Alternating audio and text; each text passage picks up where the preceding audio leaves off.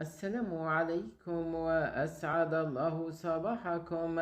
نشرت العديد من الصفحات الناشطة على الفيسبوك في الجزائر فيديو لمؤثرة جزائرية معروفة، وهي تأصل وتجول في شوارع وهران ويبدو عليها المرض والجنون.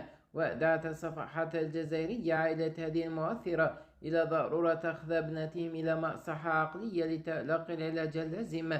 ناشطون على الفيسبوك أكدوا في التعليقات أن هذه المؤثرة ليست مجنونة ولا مريضة، وإنما تتظاهر بذلك من أجل زيادة عدد التفاعلات والمشاهدات على صفحاتها.